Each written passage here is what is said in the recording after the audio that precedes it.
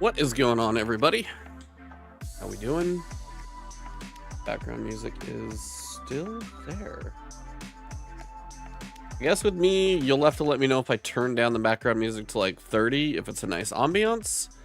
And then also what I want to try and do is potentially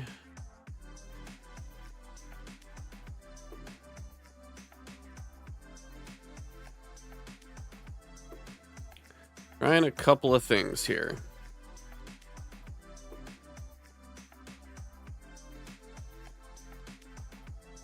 It is just me today, by the way, so if you guys were hoping for more, I am sorry to let you down. The guys are busy, so I still kind of want to chat with everybody occasionally. Still will be streaming sometimes, but just for podcast feed and everything else, it's just something I still kind of want to try and do. Working on doing different content, variety, things like that this year, so trying to find a way to still chat with you guys, talk about what's going on, figure out the format for these. If I just do even like a bi-weekly update on news and things that I'm following, games that I'm looking forward to playing, I can go into a bit more of a deep dive on why I'm looking forward to stuff. And what I'm trying to do, if I can potentially figure this guy out here, that would be that way. Testing some things, so we're seeing how it's gonna go. But tonight is just gonna be a solo me chatting with everybody. So how's everybody doing tonight? What are you guys up to? We'll start an official recording here in just a little while, but I'm trying to let things kind of get going, let you guys come in and say hello and see what's going on. Are you guys seeing, what are you guys?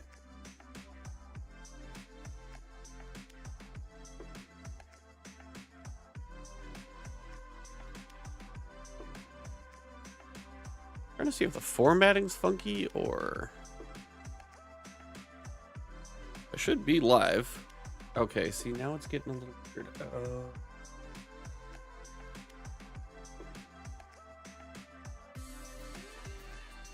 If I go here, that one should be fine. But then if I go, yep, that's there. What I'm working on is maybe trying to put stuff like next to me to like look at videos and other things. Watching college football and me. What's up? Hey, Tara, how you doing? I'm trying to do this on both Twitch and YouTube, talking to both of you guys. So, what is everybody up to? How are you guys doing? If you guys are on Twitch, if you're on YouTube, watching, saying hello, thank you guys for hanging out.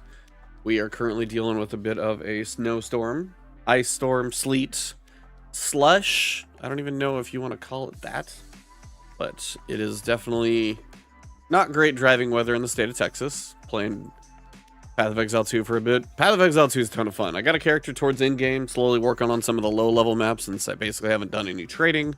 Don't have much in the way of currency, so I've taken it slow there. Been playing some other things, playing something under embargo. But my hands are like insanely dry, so actually just putting some lotion on my hands. Wish someone could figure out how many people got any of the seasonal weapons with the double perks. Okay. So I may need to do a little bit of testing to try and like, what I was trying to do is if I click over and I switch, like what you guys would see on screen, you guys can see that kind of thing, like views and what I'm looking at. What I'm trying to do is if I click that, it really messes with preview. It just really kills that somehow. So I'm not entirely sure why it's doing that. So I will try and mess all that stuff. So today we're probably just going to do a chat. I'll just kind of trim off the other stuff, but see how many of you guys are out there, how many I can look at and watch and say hello to. I may just pull up some information as I go. There's a lot of it out there at the moment. All right, so I'm going to do a little refresh on the recording and we will get rolling. Silence on the set, everybody. If you guys are here hanging out, thank you for coming. May do chats like this on a smaller basis, maybe a shorter window. It is just me. My voice doesn't want to get the podcast started. Excuse me, goodness. All right. I need to chop off.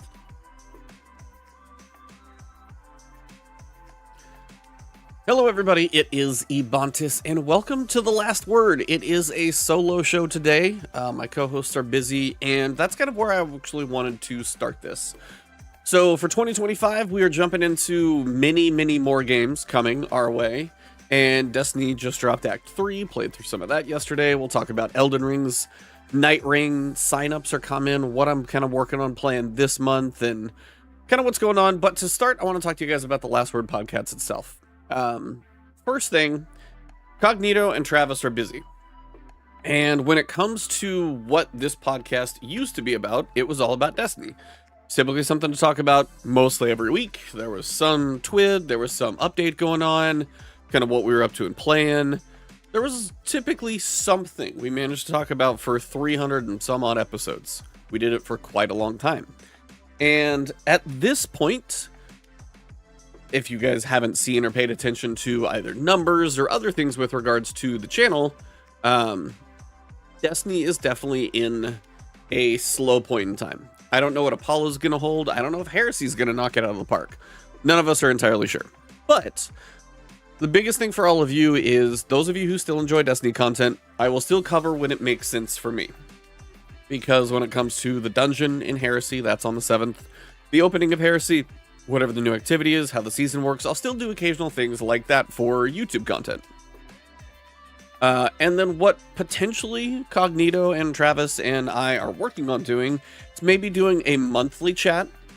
And the main reason with all of them, I still kind of want to try and do something once a week to catch up with you guys. Even if it's short, I still will probably upload it to the podcast feed so you guys can catch up with me. If there's enough news where I feel like I want to do something more than once a week, you might see more podcast updates coming through me. So Spotify, iTunes, things of that nature. And then if I upload them to the Last Word channel, all of that may kind of accumulate over there. And the main reason for that is going to be, I'm the one who's got the availability. Those two are definitely going to be busier. Travis got a new job. Got it later last year at some point, and he's been kind of working hard on that. And he's still doing reviews and other things. The guy works like 12 hours out of 12 hours and then still tries to find some time to sleep in there. So he's going all the time. And he also does Bitcast on Sunday. If you guys haven't watched Bitcast, it's a great one with Ains and then Hoglaw and then Travis right now. And maybe that'll be something I guessed on later. Maybe not. Who knows? But he's got a podcast where he covers variety. And what the Last Word started to turn into was a little bit of variety because Destiny didn't always have that much to talk about. Cognito has the same thing, but he actually has it twice. So he has Iron Lord's podcast every Sunday talking about just big news in gaming, their topics that they do, but they cover a lot of things, and it's always a pretty long show. So he's got 3 to 4 hours in Iron Lord's podcast. He also does Defining Duke. Sometimes he's doing Defining Duke Plus, or he's doing any of the other shows that they've got over there on Last Stand Media. And he is doing his double podcast thing. Both of those cover gaming in general. Like most of the, I know Bitcast is gaming. Iron Lord's podcast is typically gaming and sometimes some broader topics and interviews and things like that. They both have a podcast where they talk about variety. And then there's me. When it comes to bringing both of them onto Last Word to talk about what they either are going to talk about later that week or already may have talked about, it does seem a little bit redundant for them. I don't have the same like podcast groups that they do, but for me, I still enjoy talking to you guys. I still enjoy streaming. Obviously, I make my content and I'm kind of doing my own thing. So every so often, the goal is to bring the three of us together, catch up maybe once a month when it makes sense, maybe a little longer, maybe a little shorter. If there's a big Destiny drop, then maybe we might talk, you know, a little bit more frequently. And maybe it might be a little less frequently with all three of us. Sorry, I'm getting a little warm here, so I'm trying to like unzip the sides of like my calves on these little pants here so I can get a little ventilation. But that's kind of where things are looking for the three of us hanging out, talking to you guys about Destiny. Now, I don't know if you've seen the content on my channel, but I've also been playing less Destiny. I mean, I logged in and where are Ebontis? This is Ebontis right here. Travis and Cognito. Yeah, sorry, Travis. I just got done going through all of that, so if you like back it up about 5-10 minutes, you'll probably hear the full explanation. But basically, it's they're busy. And when it comes to also their engagement, they're busy, but it's also the fact that I'm trying to not make this podcast redundant for them. And I think that's only fair for them to not have to rehash something that they are either talking about or already are going to talk about, because they've got commitments that they do every weekend. This was a Destiny podcast. That's the reason they were here. As this shifted towards variety, that's kind of why I'm kind of taking a step back of trying to bring them in on a weekly basis and make this something where I either bring other guests on, which I will occasionally try and do when it makes sense, if there's anybody who is up for chatting me with about whatever. I would love to interview devs and things of that nature, or the gaming counselor on the show. Both are new Destiny YouTubers. I'll have to take a look. I've heard some things about people, but I will definitely take a look into other guests. And again, if I want to ask Scarra if he wants to come on, if there's crazy stuff going on and the other two aren't busy, that's an easy thing I could do.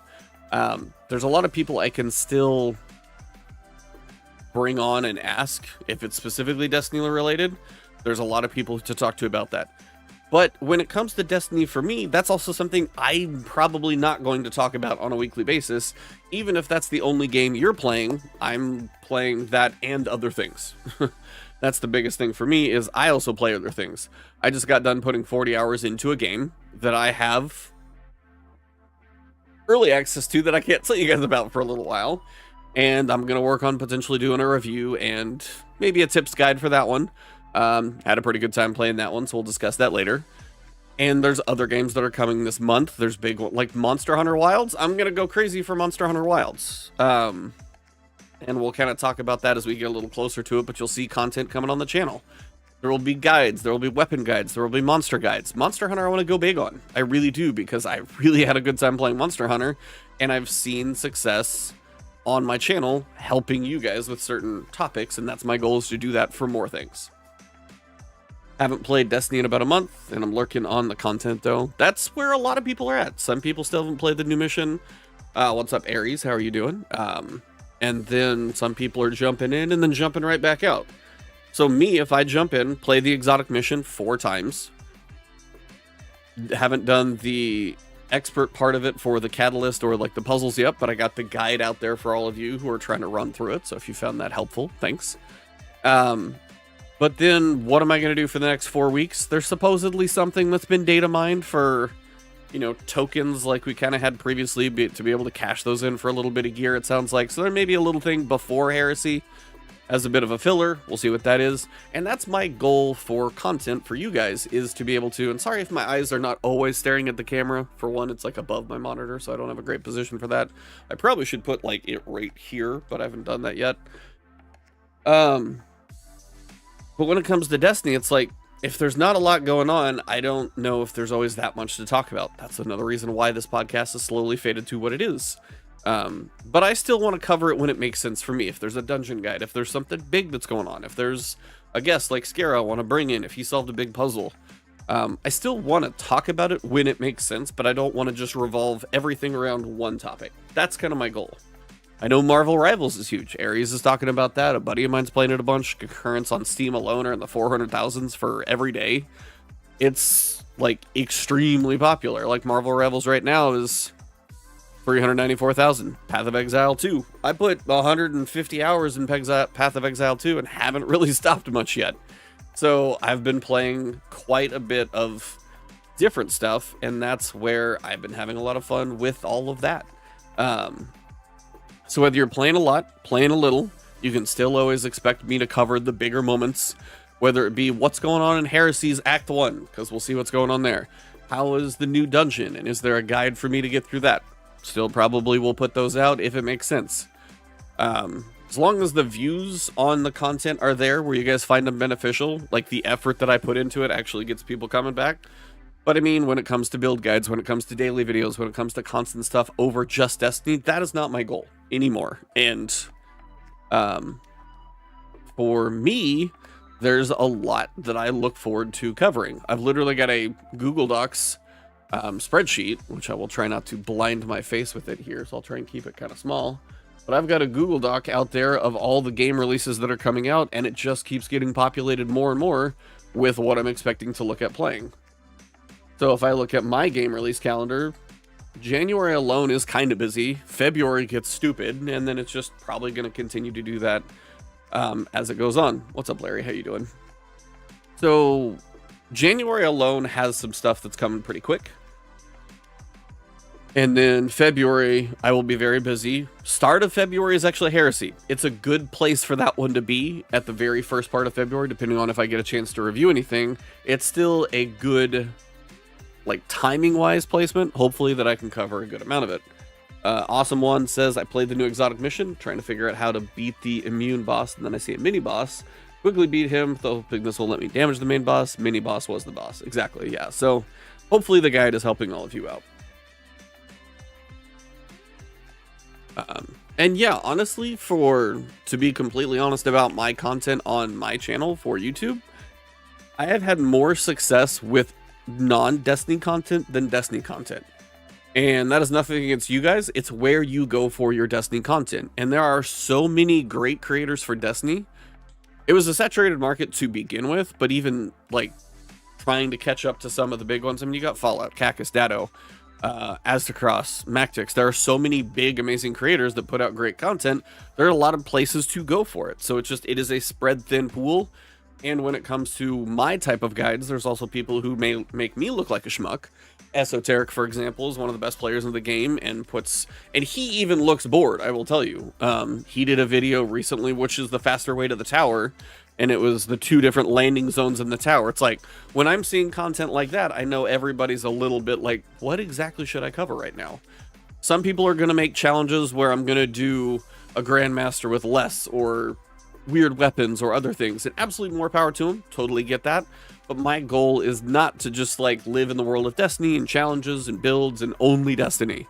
As I said, I put like 150 hours into Path of Exile, and my initial tips guide for Path of Exile got a great chunk of views, and I thank you guys for the support there. The thing is, none of my Destiny content's going to do that, because if you're going for Destiny, the vast majority of people are going to do big views on other people's channels. Like, massive respect to all of them, though, because they've built their view base, and they do put out solid content. They do it quickly, typically. I do think solo, I'm typically a little bit slower, which is to my own, puts me where I am. But I do have a niche of an audience where you guys enjoy, whether it's my longer walkthroughs, the actual gameplay from start to finish to help you get through from beginning to end. All of that stuff, I know there are certain people who appreciate that, so I've still enjoyed that.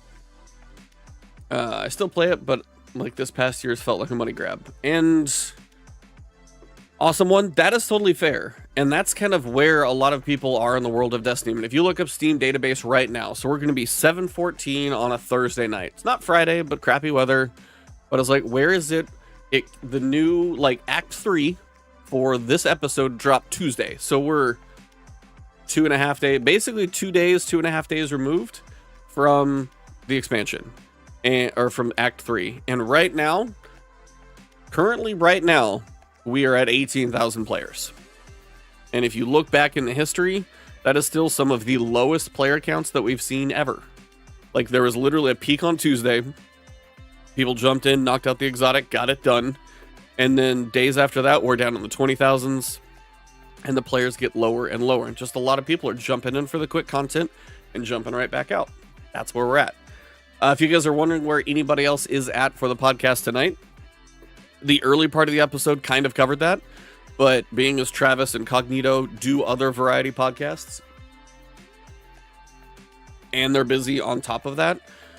So pair that with, usually we don't only talk about Destiny. Destiny doesn't always have that much to talk about. And depending on if they've had a chance to play it yet, kind of will determine if they're going to be around for the podcast. And talking to them, the goal is to try and get them in here once a month. I may repeat that occasionally if people come in and ask, so sorry if this is a weird episode today, but hopefully if you listen to this one, you kind of know what to expect in the future. But yeah, it's like for them, when they talk about just gaming in general on one podcast, gaming in general on two podcasts, doing it again for the third time with me, when those are already obligations that they're pretty much connected to, this was a Destiny podcast. That's why they came to talk about Destiny. As this is kind of veered into Destiny plus other things. Like, I mean, if Ares is in here, DCP, they don't just talk about Destiny. They might touch on it if there's stuff going on, and then they're going to talk about whatever else they're playing. But that's just where they talk about it. That's their one podcast. They don't have three where they talk about the same thing. That's why for the other guys, it's fair to kind of allow them to step back. But I still enjoy talking to them, still enjoy hanging out with them. Great guys, love them. Difference is going to be, they just may only be here on maybe a monthly basis. And we'll see what the cadence is. Maybe it's a little quicker if things are popping off in Destiny. Maybe it's a little slower. Maybe it's 6 weeks if things are really slow in Destiny where they come back through. So the door is always open for them, and as I said, we'll still have other guests. You know, some crazy puzzles going on, or I want to check with Scarrow, see what's going on. He's always a fun guy to chat with about Destiny, who's pretty in tune to things. If things start rocking off about Marathon, I will definitely bring Scarrow in, because I know he's pretty in tune with that community, and at least staying quickly to it. So, haven't talked about other games yet, but we will get there. So I'm just trying to kind of sum up where the podcast is at. The guys will be around here every so often when it makes sense. Roughly monthly, maybe a little quicker, maybe a little farther apart. And then if you guys are coming in late, that's the gist, is it's just me tonight. Probably will be me on frequent podcasts. And I don't know if I will do this every week. Sometimes I might do it every 4 or 5 days. It may be at weird times, just depending on if there's stuff that I want to talk about.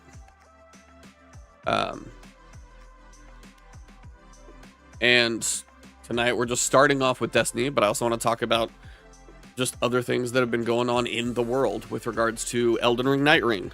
Like that, those signups are coming up for that. Games that I'm looking forward to this month. And then also, you know, RTX 50 series, and I've got a monitor coming. So I have some stuff to talk about tonight that's just kind of going on in the world of gaming and tech. And that's the thing, is like I am an absolute tech nerd too when it comes to CPUs, GPUs, hardware, all that crazy stuff. I follow it really, really close. Tech websites, monitors, I'm following that stuff constantly. Linus and Jay's 2 cents, and pretty much most of those places where you can get information. Gamers Nexus doing their interviews, figuring out which company seems to be not doing well. You can't believe I'm a tech nerd. Oh no, yeah, totally shocking, right? But I mean, you have a lot of people who will like sit there and play their game, but they don't care about the CPU that's in it, or a monitor that has a really good refresh rate, or color balance, or anything like that. So when it comes to some of that stuff, I know it won't surprise some of you if you've hung out with me or talked with me or heard me mention anything before. But for others of you, you're like, how much does he actually know? And when it comes to a lot of people, like when they're talking about hardware and that type of stuff, it's now when it comes to like AI and coding or anything like that, that's over my head. Love to branch out later, but when it comes to like computer hardware and what parts to get, it's like there's always like a cycle to it. And somebody was saying, oh, I just bought a 4080 or something, and now I feel like it's going to be, you know, not that special anymore because the new ones are coming right around the corner. And for me, that's just one of those things. I'm always waiting for, like, when is the next cycle? When is the right time to buy? Hold on to the hardware for a couple generations, those types of things. And I followed that stuff forever. I just always have. When it's like, what is the next thing to get or play on or whatever, that's kind of where I'm going. So that's kind of the plan for the rest of the show tonight, is just me kind of talking about what's coming. And we will start with Revenant Act 3. For those of you who have played the mission, let me know in the comments your thoughts on the exotic mission, the changes that you experienced throughout, if you've had fun with the actual shotgun itself. Let me know what you guys think about that one as we're kind of moving forward through the show.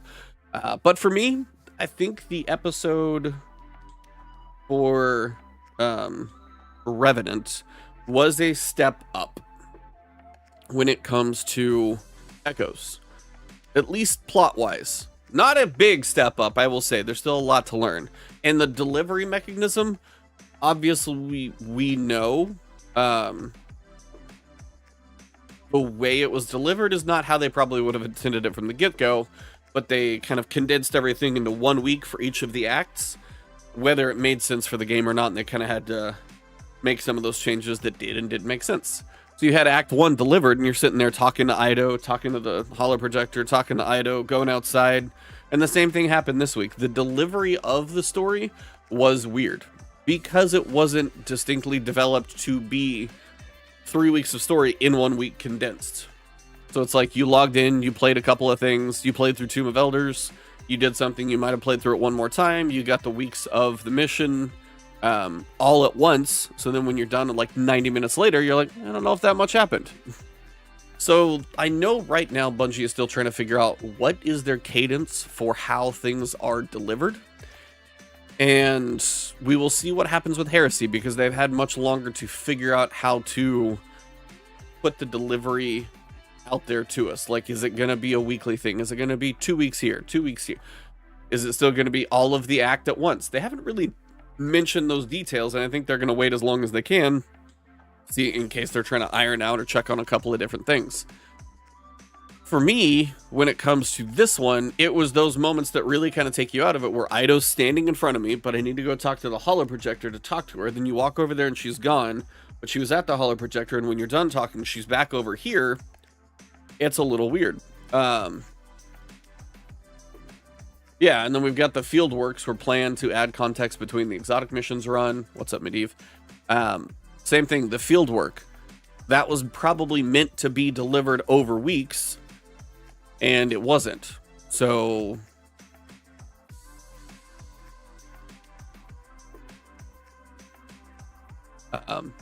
when it comes to the way it was delivered, it was a bit of a kind of hodgepodge, just like trying to get it out the door to us and appease the player base to say, hey, we don't want to wait these 3 weeks for story content because it feels weird. So they gave us the full act at once. It is still a live service game. There are still things that are going to happen on a seasonal cadence to bring you back into the game, just like every other live game. Marvel Rivals is doing their season right now, putting a whole bunch of attractive outfits into the world, if you want to mention a couple of those, which is funny. That's totally fair.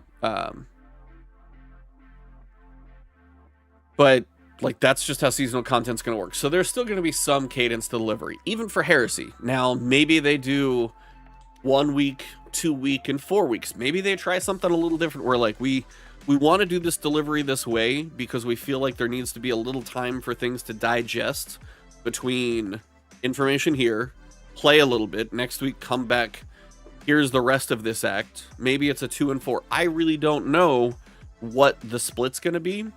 And also, I don't know if any of the decisions that Bungie are going to make everybody happy. I'm pretty sure they're not, because everybody's going to want some different things. Some people want the weekly cadence because they're like, oh, that feels better. Some people like the 1 week on, 5 weeks off because then they can go play other stuff. But also making it feel, however you deliver it, making it feel right is going to be important. Because whether it's talk to Ido here, talk to the holo projector, talk to Ido, talk to Crow at a leaf out there, some of the delivery of just the voice dialogue in this episode felt off. Like, even the voice work could have been fine, which mostly it was. But just how you had to go interact with the voice delivery felt really weird. A lot of the time. Didn't really get a chance to do much of that. So, for me, the act itself, I would say, at least in the end of the act, fair warning if you haven't done the exotic mission, I am going to tell you how the end of it goes. You can skip ahead probably a little bit if you feel like you want to avoid spoilers. Probably not a big deal if you want to guess if something happens or doesn't. But when you get to the end of the act, we actually, theoretically, at least, unless he comes back in some way, we kind of take out Fickrell. And then you've got the Echo on the staff floating up in the air. You've got Mithrax and Aramis staring at each other. They both lunge for it. Big light. We're looking at the projection. Somehow, I don't know what we're in when we're looking at things. We're looking at the projection of Reese. You know, and Aramis actually recognizes it. Then we pop out. She's got it because the Echo chose her. And then she uses the Echo to kind of cleanse Nezarec from Mithrax. And Nezarec actually kind of gives her a respectful bow. And then Mithrax is going to be here for the Kell of Kells, which I listened to Bife, but it was like default. But he's going to be here for the Fallen. And Aramis is going to go be like no leader per se, but she's going to go try and help give the Fallen a bit of a homeworld somewhere else. So it was the general gist of what I got. There was much more of an ending this time around than we got last time with Maya Sundaresh falling back into the Radiolarian, just like drifting away.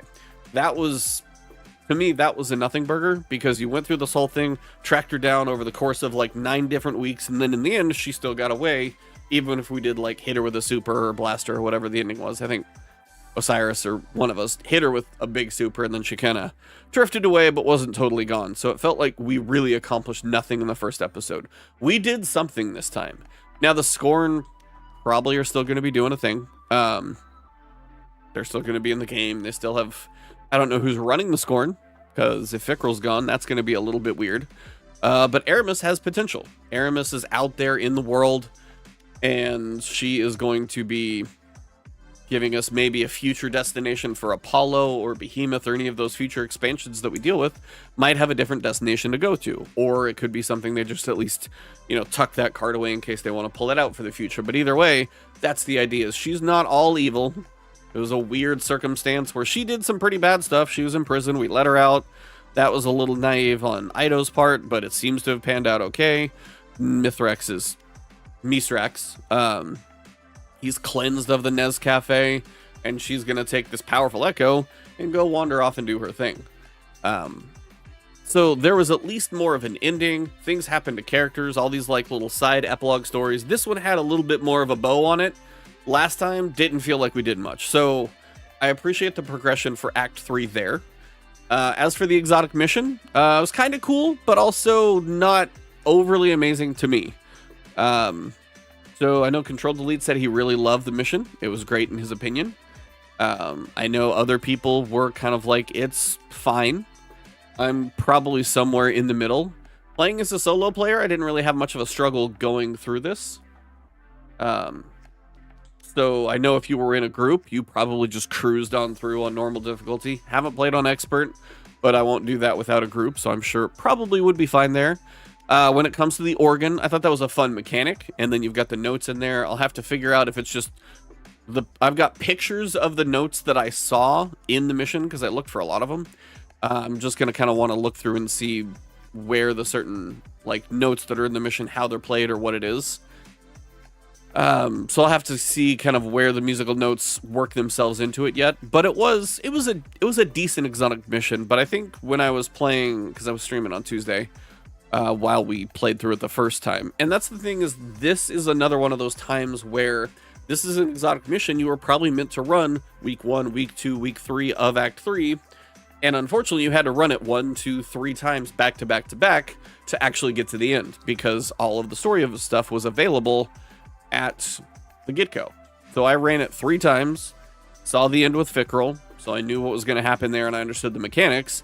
Then I recorded my run on the 4th time. So I ran it 4 times by myself on Tuesday. I got the gun. I saw what some of the secrets were going to be. I know the exotic catalysts could give it some benefit. But for me, it's a shotgun.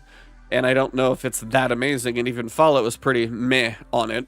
And it sounds like it's actually decent and could be fun, but also artifact specific, and we're going to have 4 weeks of this artifact, then we get a new artifact.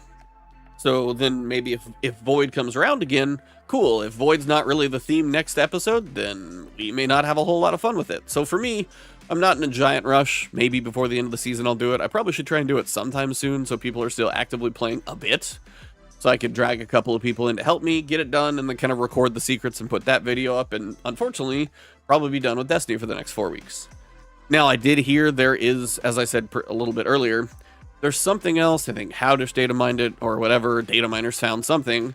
There seems to be something where, same thing we did with Riven, where you go and get the tokens, and you do certain things, and you're probably able to use the tokens to pick certain gear, or, you know, objects, or whatever it is you're going for from a loot pool, and you'll be able to go through that.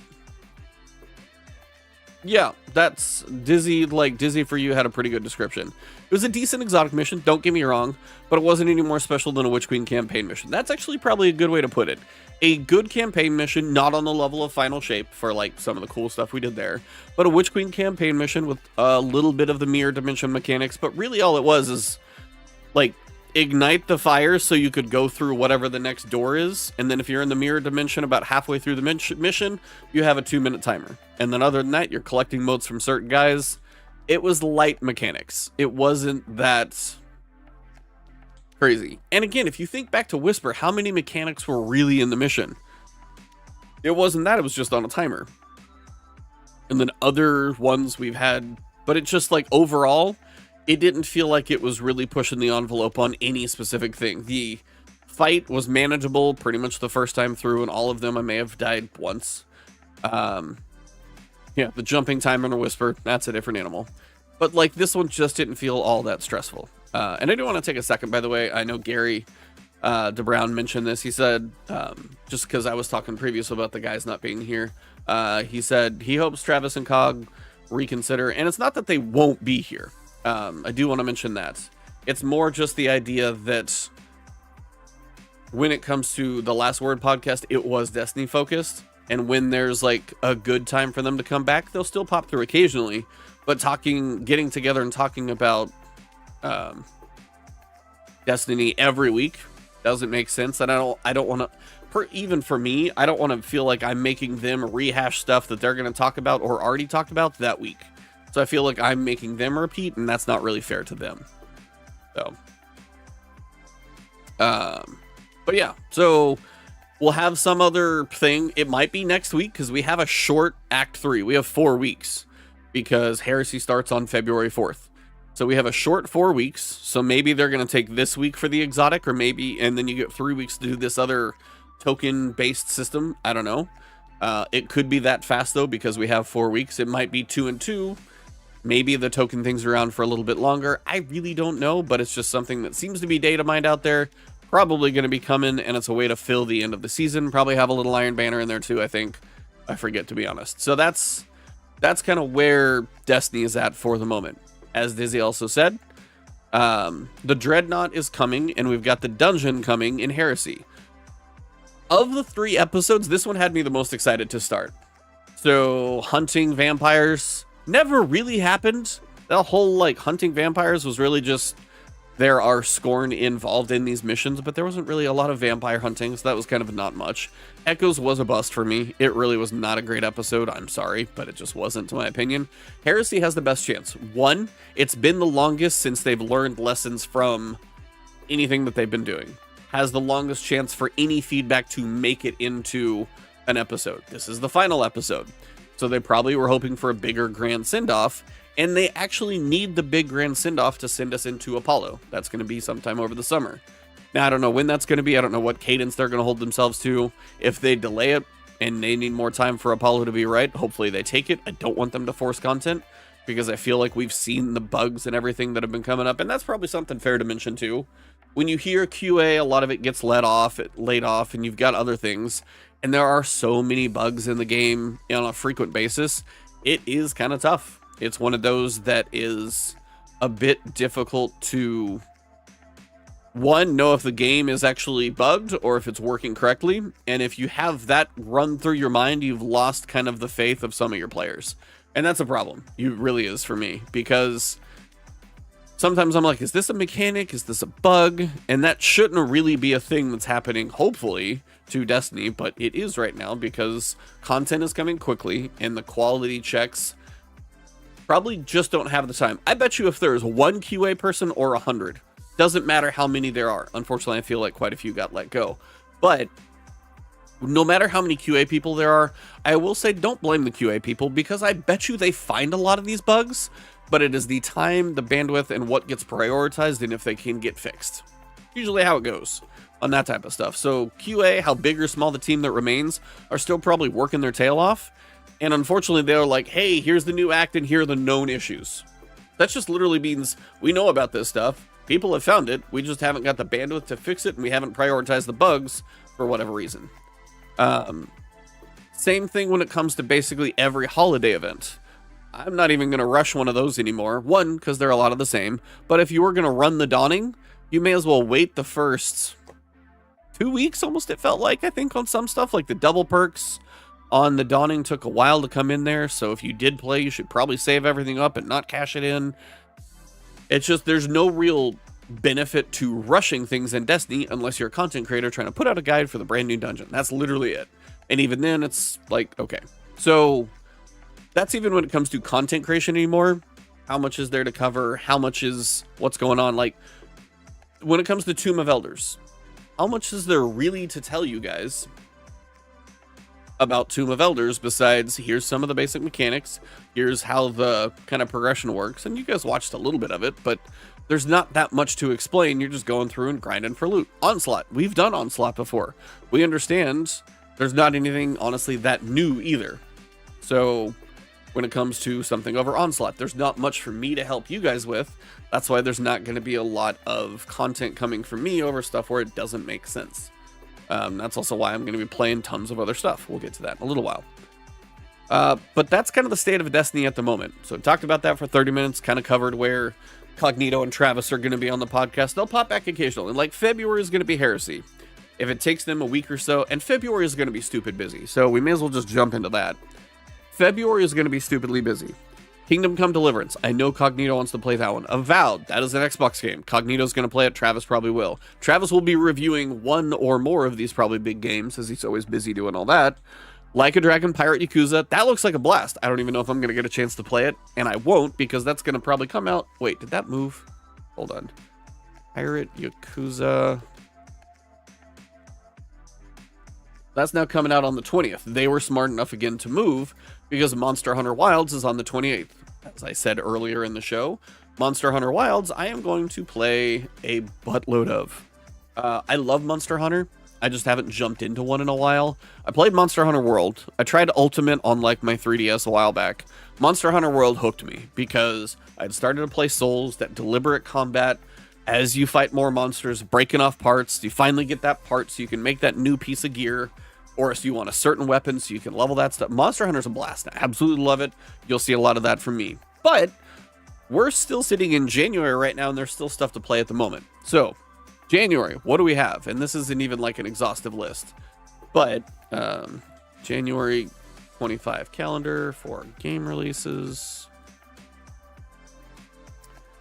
Trying to do a site that's not going to blind me, so hopefully it's in dark mode.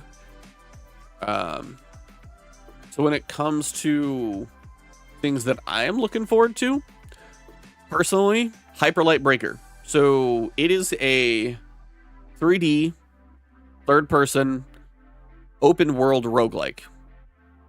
Sounds actually like a lot of fun. There's a lot of roguelikes I've played recently.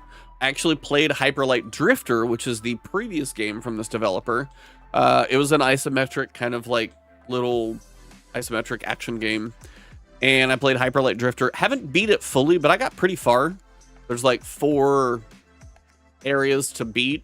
And I beat the 4 bosses, which was a challenge. Those guys were no joke. And there's some progression in there as well.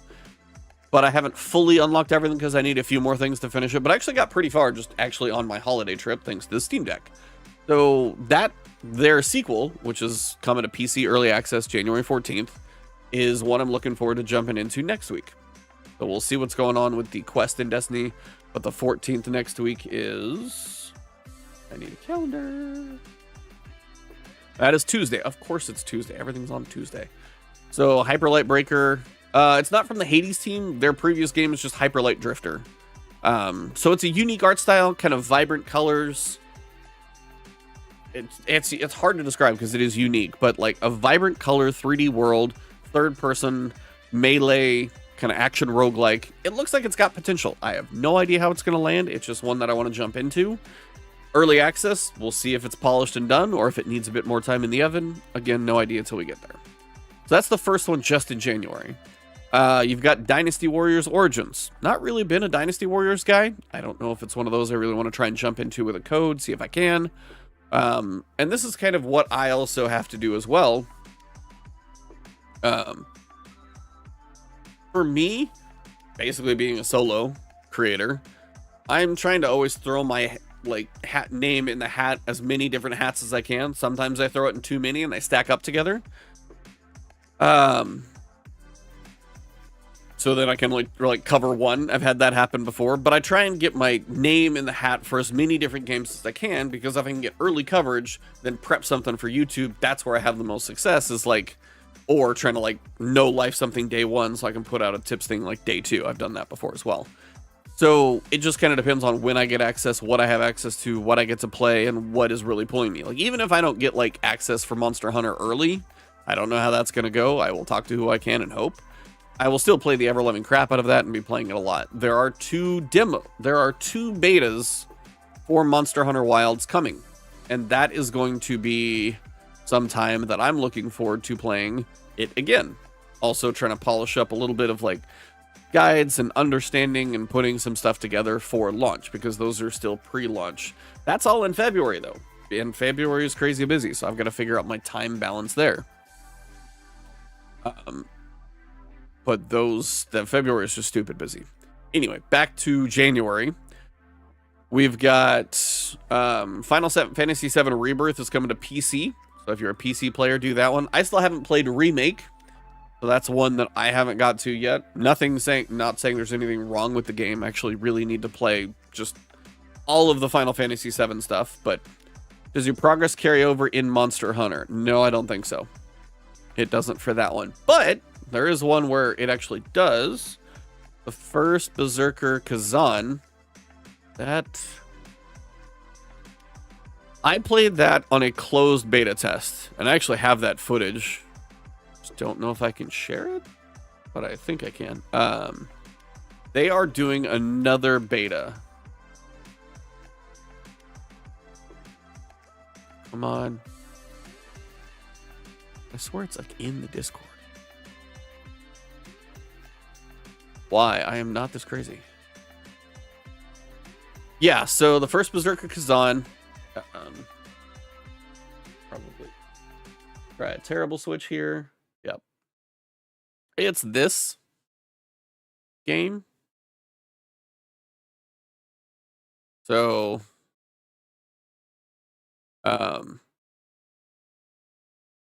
it's like a 3D action game. You've got Ben Starr doing the voice in there. I had a freaking blast playing it. And I will tell you, yeah, there was a Yeti to fight. There were a couple other ones. You're fighting kind of this thing that's up, kind of like sharing your body at a point. Yeah, and I was fighting some of the bosses for a while. But the art style and the combat, man, I will tell you, the combat in the first Berserker Kazan is so tightly, like, tuned. Like, it was hard. Don't get me wrong. I got my butt kicked, as Control-Delete saying. I got my butt kicked for a while on the second and third boss. I beat the first one. I was like, oh, we're cruising. Second one cooked me for a good while, but then I started to figure it out. It's got some good parry mechanics, very good timings there. Third boss, man, he worked me for a while. And the thing about the previous closed beta test, I had like kind of timed it wrong, and it was going to go down on Sunday at like 2 a.m. I ended up beating the final boss of the closed beta at like 1:45 a.m. my time for that beta. It is legit very cool. So he was once celebrated as the hero who saved the Empire from the fearsome Berserk Dragon. However, the jealousy of those around him brought around his demise. Falsely branded a traitor and mercilessly tortured, he was exiled to the snowy mountains and with severed tendons in both arms. Just kind of rough. But the idea is, if you watch any of the things about it, I've got like the animation and art style and everything that's done in it. They did an excellent job because the world looks like a good open action world, like whether it's Lies of P or Elden Ring. The world is really well made. But the art style of your character has that like anime feel to it. And I'm not like a big anime person, nothing against it, just never really got one to hook me. But I will tell you, like when you're playing, oh man, does it feel so good. So this is one for me. I'm 99% sure because I'm sitting here like looking in the Discord. Was it? I was just like looking at the beta. Yeah, there's like commentary, and then yeah, there's new armor if you play in it. Where is... Oh, announcement probably? The release date trailer, that one, 72-hour emoji. I swear I'm not crazy because I took a picture of it. But I'm pretty sure there's supposed to be another, like they're going to re-release the demo kind of thing. But it's going to be like January 16th. So I've got like a couple days where that's probably going to land. So And I saved that picture or something somewhere. I think I put it in my Discord, maybe. Yeah, that's where I put it. Yep, January 16th, 2025. There you go. Sorry.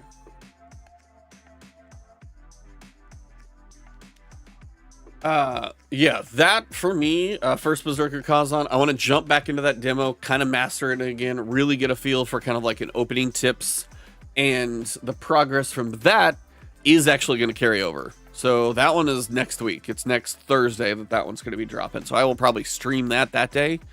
Hopefully I'm a little better at it this time around, but we will see for sure. But yeah, Thursday the 16th, progress will carry into the game in March, and that comes out like March 20. Where's my spreadsheet? Different page. March 28th is the first BerserkerCon release date. So play the demo now. It's probably going to be sitting out there available, but that progress will carry over. And really the way the progress is going to carry over, I'm pretty sure you just start the beginning of the game. I think we're going to see this everywhere soon upon release. It's going to surprise people. Yeah, it's a fantastic game. So that's one of the next ones for me, is that demo coming back, and that's the 16th. So Hyperlight Breaker, I'm really looking forward to. That's the 14th. Like Dynasty Warriors, I don't know if I'll get into. Probably not. Demo on the 16th for first Berserker Kazan. And then, for me, the other one is Eternal Strands. So let me see if I can go find a page for that.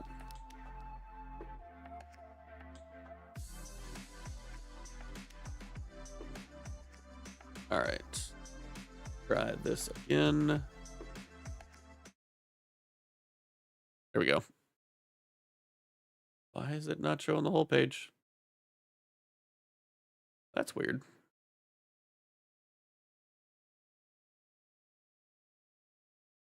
Huh.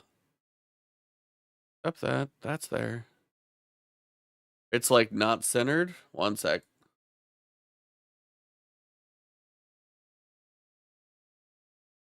Oh, see, this is a weird thing about OBS right now, is I'm trying to... Oh, I think I know what it is. Hold on. Nope. Nope. There it is. All right. I knew I was missing something there. Back to 100% size. And then just back to a reasonable part of the window. There we go. Okay. So, Eternal Strands. This is coming out on the 28th. So yeah, I actually got to play this early. I'm kind of in their creator program, so hopefully get a chance to review it. But I actually got a chance to stream a early access kind of piece of this, and the devs jumped in, was asking them questions. This is one I'm looking forward to a lot. Now, I can't say anything about it. So this is a... Let's see if I can actually play this gameplay trailer.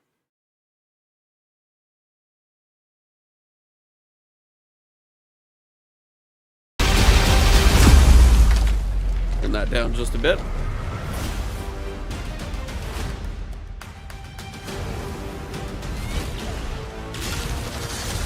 Third-person action adventure is the best way I can describe it. So you've got really big arcs and these like colossal size enemies.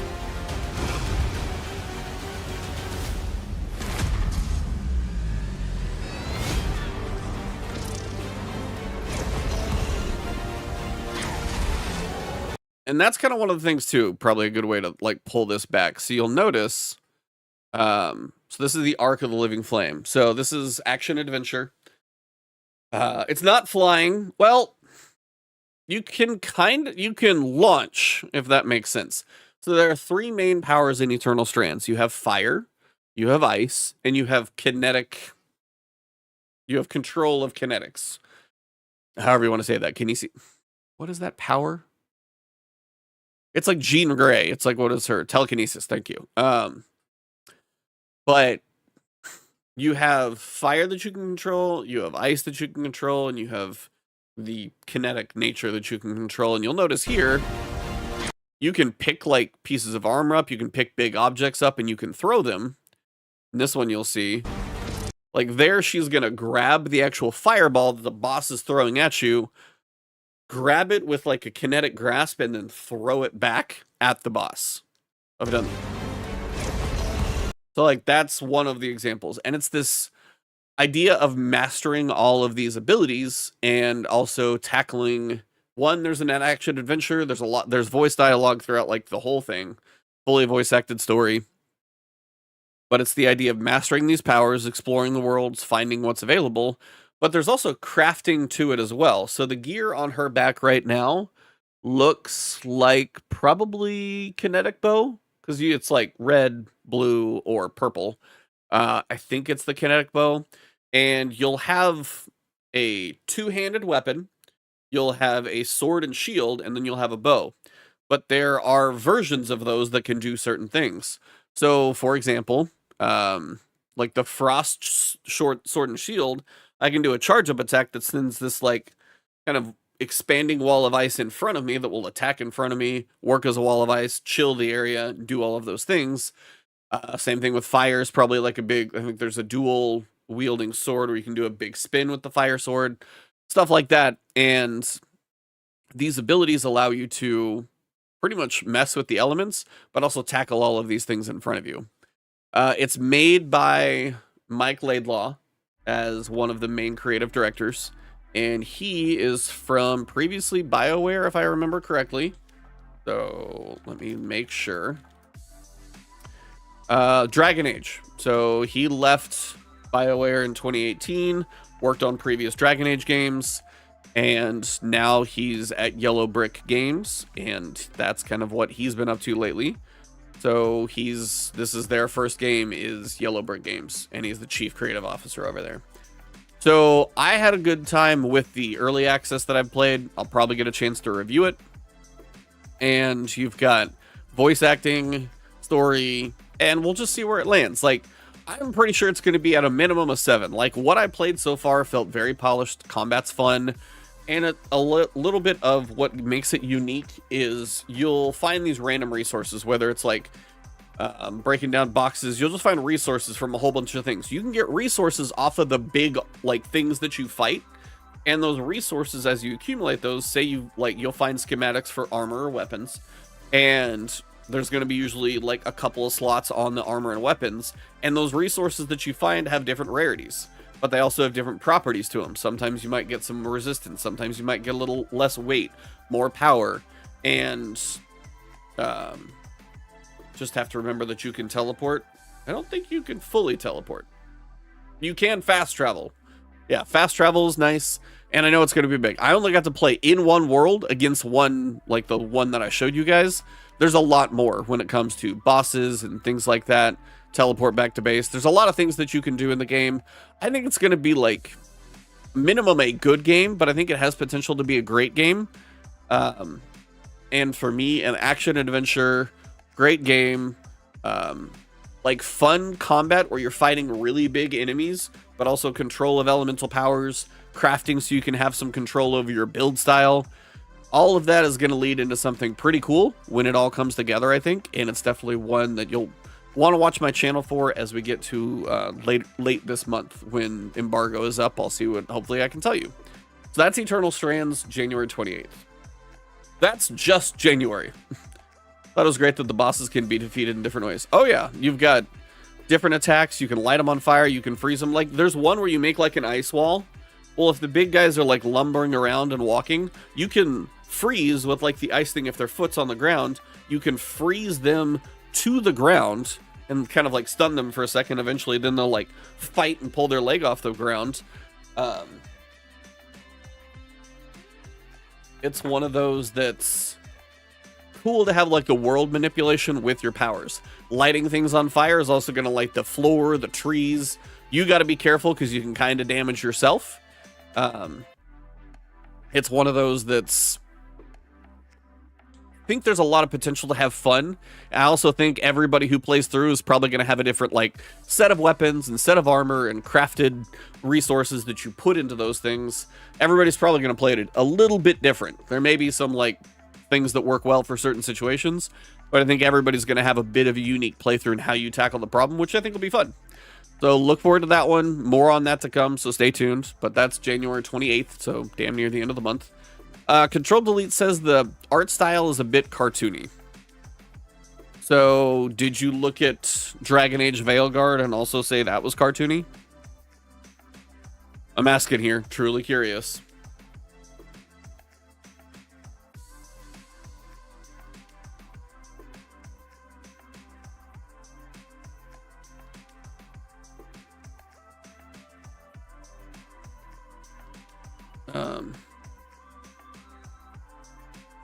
And it just, when it comes, everybody's gonna have certain things that work. Like, I'm not so, nope, this looks even more cartoony. Okay, let me see if I can find a story trailer, perhaps. So, where is developer update? Trying to see if they have setting gameplay. Oh, I have the okay, so I have the audio going. Here, let's see. Let me give you guys one more trailer preview. Looks almost like Genshin. It's not Genshin. I will tell you there's no waifu simulator in here, so you're safe there. Let me go ahead and switch back. And we will play.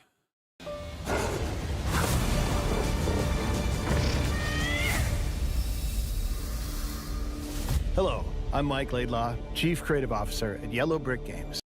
So this is kind of a good explanation of how the world can be. So you'll notice on the right-hand side of the screen, at some point my hands are never going to be in the right place. It looks very grassy. The left side is covered in ice. Like, there's a point where it's that icy where it's potentially going to be a big threat to you to stand in there. And you may either need to find gear or abilities or something just to be able to get through that area, because walking through it may freeze you and hurt you. So that's just one of those alone where, looking in the trailer, you can see those moments of, like, this green area you can probably go wandering off in. This area that's over here, something special is going on there, and it's frozen over, and you actually probably would be hurt if you try to get in there early on. And welcome. So that's the big arc right here that you guys can see. Holding the big giant pot on his head with fire, you'll walk around. And the way you attack each of the bosses, I've been told, is going to be different. So none of the bosses, hazardous biomes, things can light on fire. If there's also weather that's going to be involved, I'm pretty sure as well. So things can be colder in general or warmer in general. We'll just have to see how all that kind of works out. But when I was attacking this guy, there's pieces of his armor you can actually break off. And then eventually, when you break off enough pieces of this guy's armor, you'll expose his head.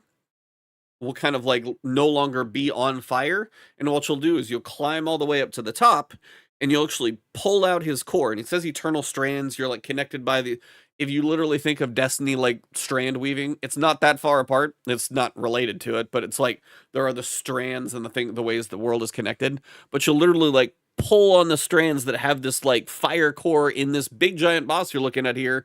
You'll pull that out, and that's like how you can beat him without having to go through his entire health bar. But that also allows you to make some progression in your abilities, is beating the boss in a different way. Like, you can just take the health bar all the way down, but beating them in a different way and figuring out what those mechanics are allows you to make progression on your character in a different way by making your abilities more powerful. So, to the world of Eternal Strands, a new fantasy action adventure game where the world around you is your weapon. In Eternal Strands, you will embark on your journey as a young, magic-wielding weaver named Bryn. That's Bryn. So if you're wondering the art style, that is the best way I can show it to you. That is your main character that you're going to be seeing. There are fantasy characters in here, so I know one of the characters is a bird, like a big owl that you'll be talking to, amongst other things. But all of the gear on you can change looks. As I said, the resources that you put in the gear can change how your character looks.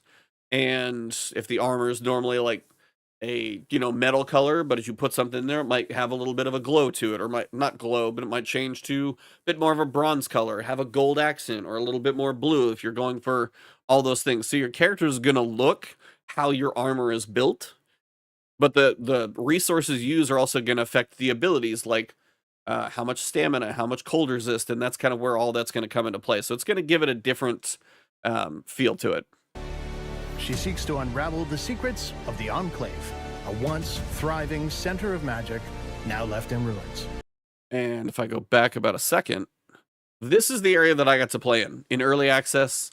I don't know if they're British or not, and there's probably multiple different accents in the game, but this is the main area, and the area is a lot bigger than what you see. This is just where I fought the big boss. So he kind of wanders around that outside path and then over somewhere. And it's also got like Zelda-like climbing. It's a stamina system for climbing. The stamina is quite forgiving.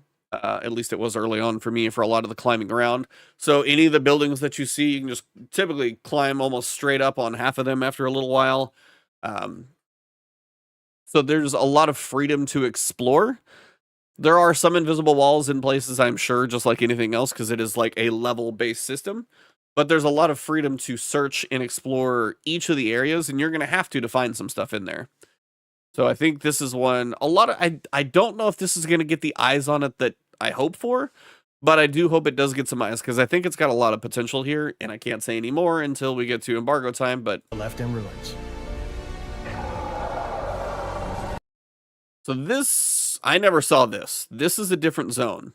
So you got a big statue back here. Like, don't imagine you'd climb up there, but any of these towers, you might be climbing on the outside. There's also this kinetic launch. So it literally looks like a tube, but it's like this kinetic force. And if you literally put it in front of you and just run into it, it launches you like you're being shot out of a cannon, and you can aim that thing all over the place. That was a fun thing that I got to use, but my character was so like maxed out. I had almost every ability in the little demo that I got to play.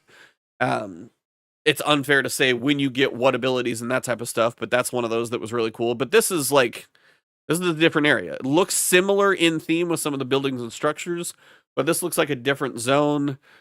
And there tends to be like interior spaces, or like down under the caves, or where there's a lot more secrets in the game than you would expect too. Places you'll find, secrets you'll go to, enemies you'll fight, that kind of stuff. At your base camp, you'll forge bonds with members of your Weaver Band, who will support you in your... So again, fantasy, so you got the guy with the horns, and again, that's a race from like D&D type stuff that I should just know, and I don't. Expeditions with their various skills. You could upgrade your base camp as well for certain things. That's her whole deal. You've worked. This is Aurea, kind of your, I think, main counterpart in the base, but she's like this big, badass bird owl thing. She's awesome. Tiefling, thank you. See, I know there's somebody out there that knows this game looks like it's gonna be a long game. I don't know how big it is, but I have a hunch that it's probably gonna be more than people expect. Hard for this, and I have faith in you. Select your next quest and customize your gear before here's the venturing gear. out through the Loom Gate on your way to discover the fate of these shattered lands. In the Enclave, you can climb. There's the and interact climbing. with nearly everything you see. The mantle, the magical cloak. Now, I will tell you, it is not a tree puncher. I heard a buddy of mine call like survival games a tree puncher. That's not what you're doing. But whatever happens to the environment, whether you knock down a tree, maybe you chop a bush while you're hitting an enemy, resources were appearing just everywhere. You can intentionally go after some, but there's a lot of them just the world is... You do not have to go chop down trees for resources. That's just an example of you can chop down a tree, but also you might be fighting an enemy, shoot a fireball at them, things blow up, and things happen in certain ways. So it's all kind of just, it's a lot more destructible than you would think, but then the destruction will lead to resources being on the ground that you can pick up. Some have higher rarity if you're fighting more difficult enemies, and then all of those are going to be how you make your gear better and better.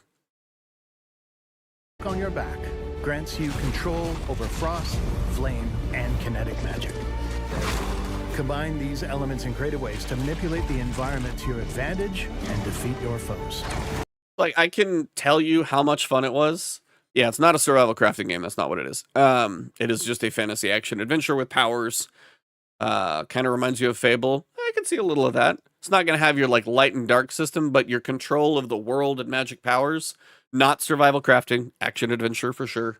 But just like, you'll have some crafting and customization to your gear is the best way I can say where those resources come into play. And a lot of the time is when you were killing enemies, they would drop some resources, and then when you're back in camp, you're like, all right, how am I customizing my gear to do certain things? But the Enclave's foes come in all sizes. And that's, look, I mean, if you just see the scale of you versus the big one there. Behold, an arc. This colossal 25-meter construct wields immense power. There's you freezing the foot. You can try and climb up it. They can also pick up and throw you off. Pick your battles. Rather than risking your loot, return to base camp. A day has passed. Reforge your gear with your hard-earned resources. This is what I'm talking about. So you got weapon power, resistances, and weight.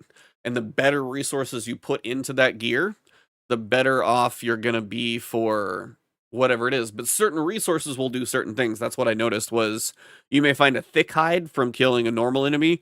But if you kill a frost enemy and you get like their chilled fur or something, you're going to be able to take that chilled fur, put it into a piece of gear, and maybe you have more cold resistance. Stuff like that.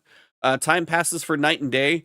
The biggest thing about the night and day cycles, if I remember correctly, is kind of just the way the world state is, because it kind of just time passes and weather happens in the world.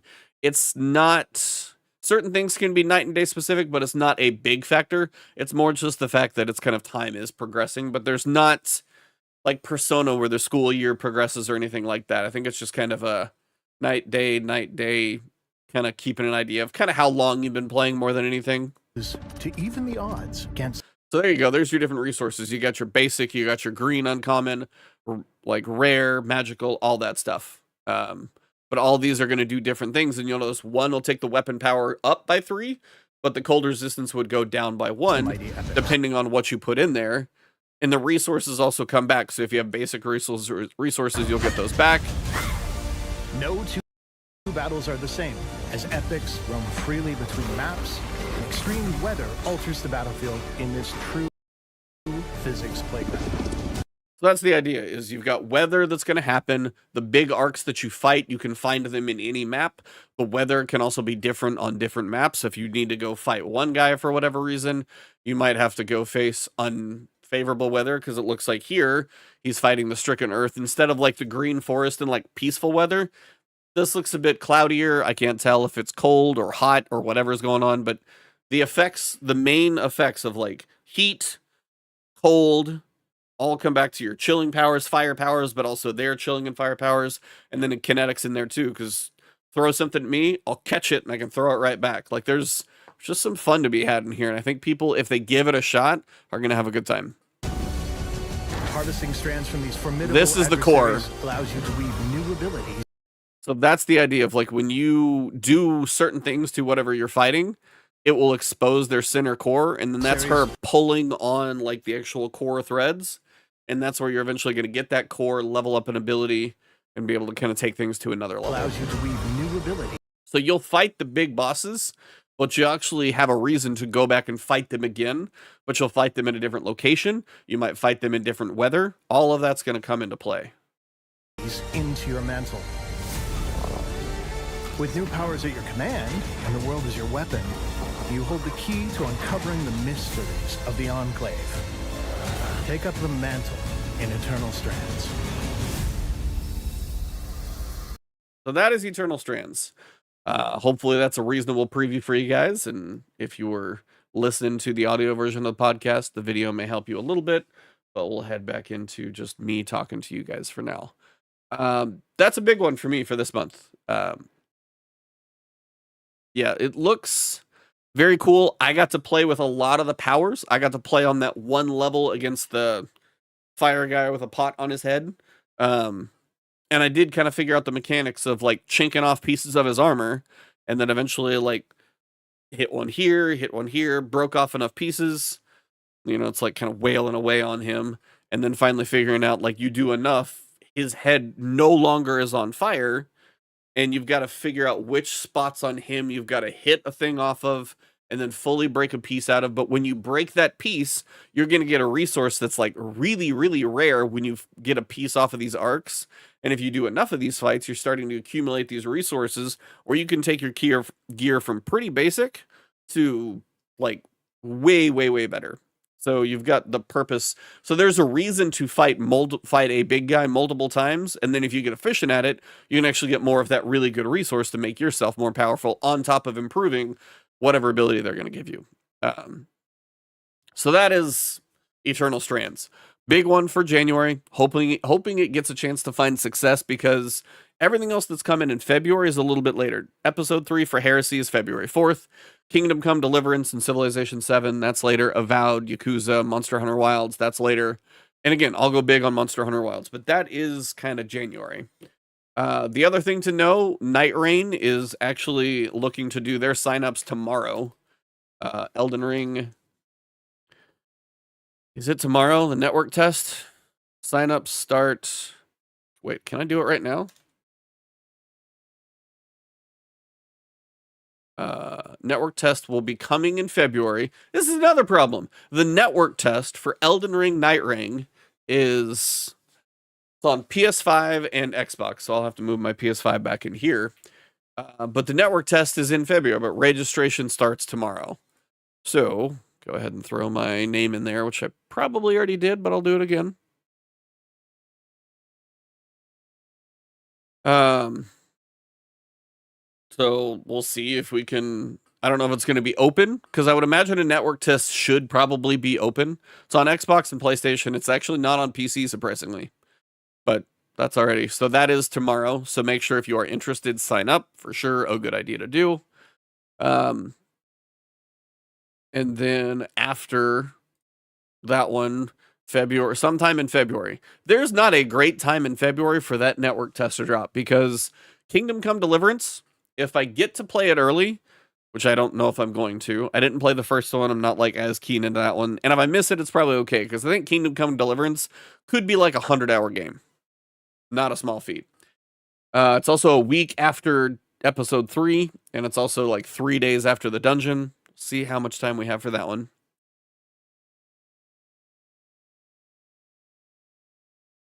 Then, Civilization 7, not a game for me, but I know for plenty of PC players, Civilization 7 is a big one. And then you get later in the month, and it's just going to get a little crazier. And Monster Hunter Wilds is on the 28th, which basically means March is Monster Hunter Wilds for me. So I'm trying to do what I can in February. Destiny is going to have some part in February, but I'm also trying to play as much other stuff as I can. And as I have some of you guys here on both platforms, whether it's live streaming on YouTube or on Twitch, either place that I've got you guys, a lot of what you've noticed that I find success in are my tips guides and things of that nature. So that's typically what I put out on the channel, because that's where the success is. But if there's other stuff you want to see from me or other things you want to see me cover, hit me up on Twitter, comments, whatever. I mean, my email's there, just try not to abuse it, but all of those places to reach out to me and kind of see what's going on and what's up. So that's kind of the gaming for... I'm going to try and keep the gaming updates for like start of the month or end of the month podcast like this one. I'll try and stick to January for now, because I could spend hours on what's going to come in February. But I did want to put some time into Eternal Strains to kind of plant that seed for you guys into the month. Stay tuned. Let you know that one's coming. The final piece for me is computer hardware. So for me, I have an RTX 3090, and there is nothing wrong with that card. I can play a lot of things, play them pretty well with everything that's going on, and I have a 5950X. I'm going to sit on my 5950X for a good bit now, mostly because I'm trying not to do all of my upgrades at once. But I am looking at an RTX 5000 series. I'm trying to get a 5090, because when it comes to graphics cards, 4 years between generations is like a pretty good leap. You're getting 2 generations worth of upgrades, of progression, of all that type of stuff, and the 5090 will absolutely just kick the crap out of my 3090. My 3090 is still better than most of the cards that people play with, because if you look up the Steam stats of what people use for graphics cards, hardly anybody's playing at 4K. 1440p is still less than 1080p. A lot of people just play like... Now, the other thing that happens is a lot of people play at high resolution and decent frame rates, but the other side is a lot more people play at high frame rate because it's competitive games and stuff like that. Yeah, the biggest thing when it comes to the graphics card that I'll be going for, you play 2K. Yeah, a lot of people play 1440. I played 1440 for a while, and then I got the monitor I have right now is 4K, and it's 144 hertz. 1440p is nice. I like my 32-inch 4K because it's big enough that the pixels actually will make a difference. There's 4K at 27 inches, but I feel like the landscape it's probably crisp as can be, but I feel like it's unnecessary. But I like my 32-inch 4K. That's just a preference that I've got. And what I actually want to work on is getting an OLED, just because when it comes to IPS or TN panel versus an OLED, I've got the TV. I finally got a TV a few years back for an OLED. I think I got an LG C1. So what is that? 4 years old now almost, or 3.5, whenever I bought it. Probably 3, since I'm sure I got the C1 late.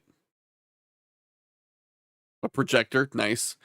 But the idea of an OLED for me is like just really enjoying what I'm looking at, because a lot of the time for me, if I'm recording or streaming or whatever, I don't get a chance to play at high frame rates very often. I'm also not always playing games that need 144 or 240 frames. Now, the OLEDs do have a really good refresh rate. They're at 240 hertz. But more, I want to have good HDR experience. I want to have, which is hit or miss depending on the game, Windows, and all that stuff. But also, I just want to have something that has like a really good SDR picture. I want to have like good black contrast. I want to have a nice picture to look at, because if I'm playing at 60 frames, because I'm recording or doing what else, I could take a 5090, turn on every bell and whistle that that game has to offer for ray trace, shadows, and lighting and all that stuff. And hopefully when I put out content for you guys, it is the best possible piece of content that I can get.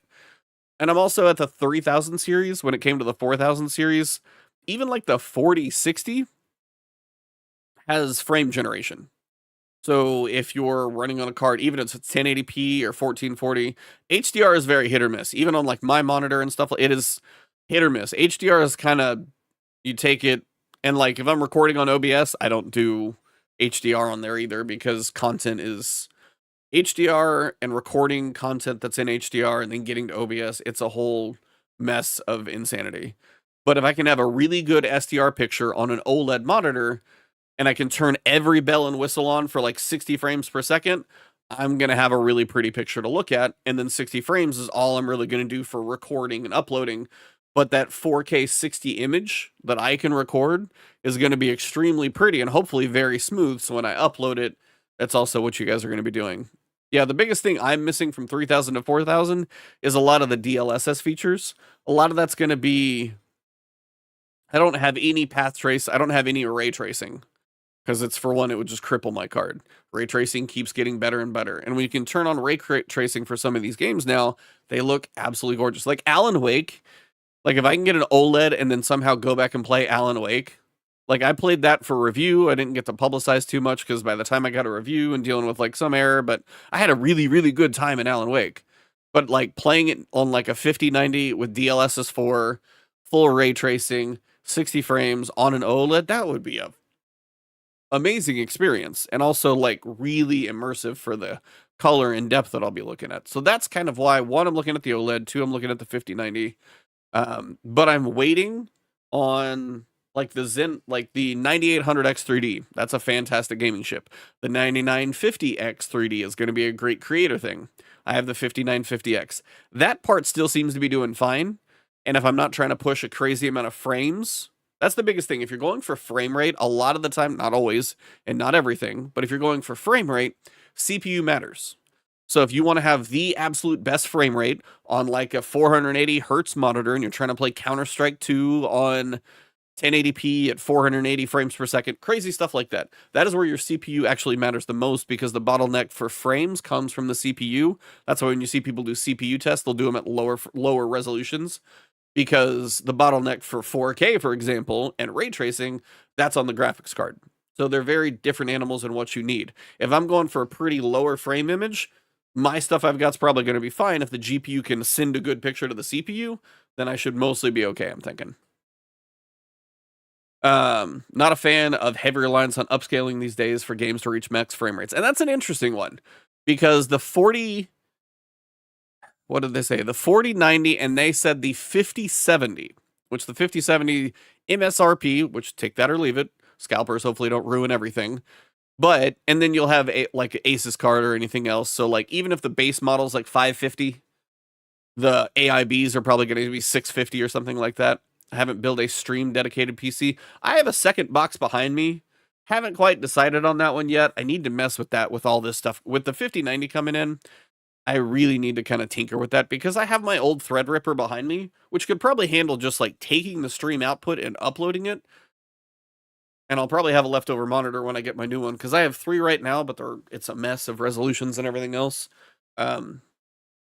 Biggest thing for me is just going to be, 1, managing the OLED for care, but 2, I need to tinker with, just sending that signal out to a stream PC. So I got to mess with that a little bit and see what's going on. Put your old card into it. I have a buddy that would potentially use my old card, so I probably will give that to him. My 3090 doesn't need to sit in a streaming PC. That's probably overkill. It just needs something. Yeah, I've got the ElGato capture card. I've got that I could probably use. So it's kind of just depends. I need to mess with the whole setup and everything. It just is more work than I typically want to do. But I have a, I don't know if I'll give it to him per se. I might give it to him at a substantial discount than what I bought it for. Just depends on what they're going for, what I can get for it. I would give my friend a discount. So, I mean, if 3090, if it's like, I don't know if they're going for $400 or $500, do something under that, but I don't know what they're going for right now. So that'll just be a game. I first got to get the 5090. I'm also looking at a power supply. So right now it's going to be power supply and 5090 for me.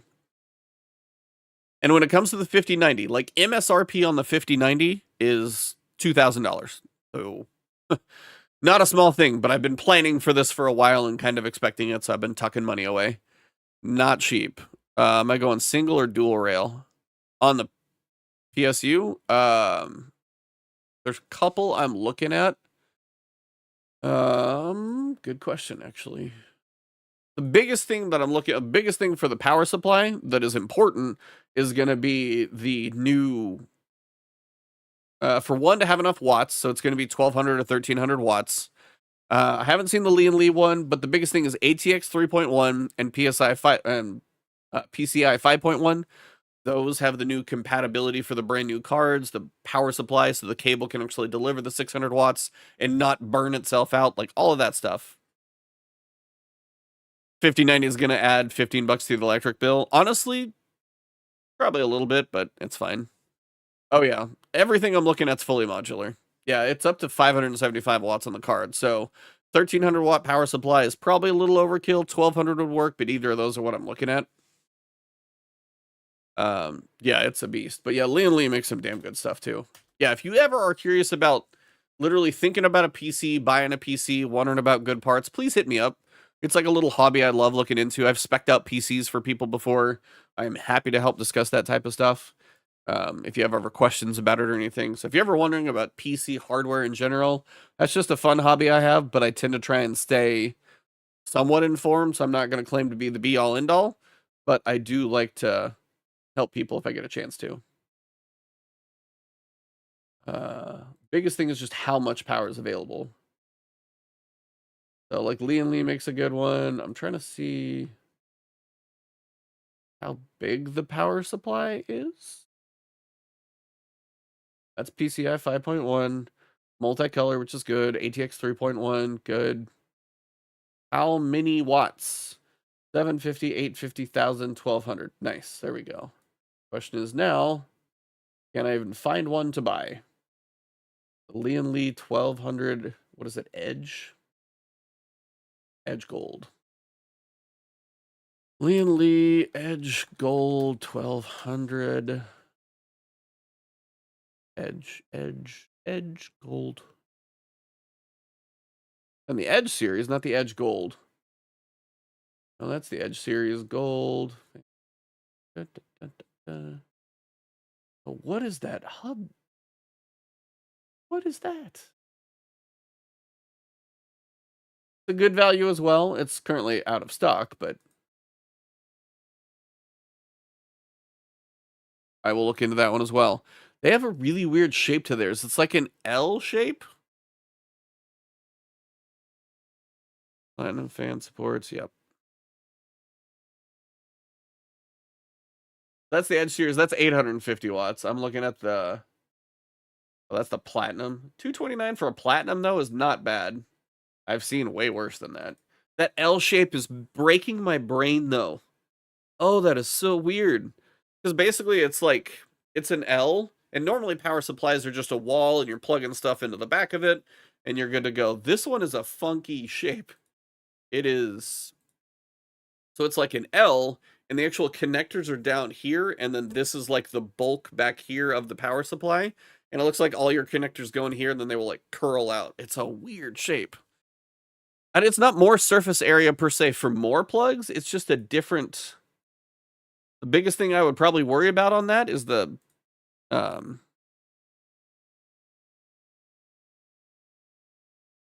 would just have to figure out what that's going to do. Oh, that's so funky. Data, Molex, motherboard. I will look into that one. That is weird. But Lee makes good stuff, so they're definitely worth looking at. So they're definitely one to always keep an eye on. My next case might be a Lee. I've looked at a couple, though. So yeah, that's kind of like the computer hardware stuff that CES did. Is OLED monitors are now there's like 4K 27-inch. And that's kind of the balance of really dense pixels, because you take the 33 million pixels of a 4K image, but you take it from 32 inches, which I like, by the way, because I enjoy, because my desk is bigger. That's the other reason I will say, like, I look at a 32-inch monitor for me, because I bought a giant butcher block that is like 3 feet deep, so my monitor sits a little farther away than if I'm like up close to a 27-inch monitor. And I've also got monitor stands, so I can kind of move it back and forth depending on how my eyes go when I get 40. But that's why the 27 for me was a little small. Like, this is a 27, this is a 27, but this is 1080p, this is 1440, and this is 4K. So if I have the 4K monitor for like work, that one's going to stay. The OLED is just going to be for gaming, so I can watch the OLEDs, hopefully not have too much burn in. The 27 is probably going to be the backup. The 1080p monitor, I don't know what to do with that. I probably need to hook up to the old PC so I can figure some of this stuff out. Eventually, like, I want a third 4K 32-inch monitor, but just a cheap one. And I've looked for some of those. Occasionally, I'll see them on deals. Like, there's a... What is it? A Samsung? Sorry, my face is bright white right now because I'm so close. Yeah, like a 32-inch 4K... And it's got like basic HDR10, which is just like the old whatever. You can get an acceptably used version of that monitor for $220, $230. Used good, used very good, used like new, and that's what I was looking at. That I just have 3 monitors that are 4K, that are 32 inches. So it's a bit more uniform. They're not all going to be the same power, but at least they're all the same resolution would be nice. So... Trying not to spend all the money right now, but yeah, the Lee will... Yeah, because I was looking at an MSI one that was PCI, 1300 watts, but that's... I gotta look at that Lee one. That is so funky looking. But yeah, that's going to be for another time. So, yeah, I try and keep up with a lot of the stuff. Looking for monitors, getting away from the curved. Yeah, I do like a flat. My buddy has a curved ultra-wide, which if the curve isn't too sharp and it's like your main monitor, I could see it. Digital found a preview of the 480, showed Doom. Doom is one of those that is like such an optimized game that is really... That's another one too. Like Doom the Dark Ages. That game looks so good. And also DLSS 4 is on there, and you've got like 200 frames per second and all that crazy stuff. But also the world looks so like high detailed. There's a lot of stuff that's going on. But this will probably be the final thing to talk about, because we've been going for about an hour and a half. I know, Dizzy, you mentioned that upscaling you're not as much of a fan of. And that is totally fair. Certain things like upscaling technology has slowly been getting better. Even FSR 4, which was shown off at CES, is a big improvement over FSR 3.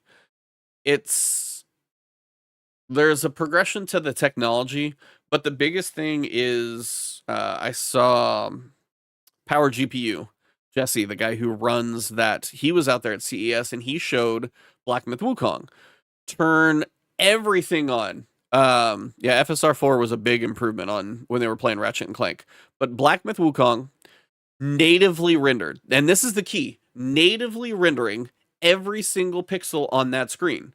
So you're rendering, 4K image,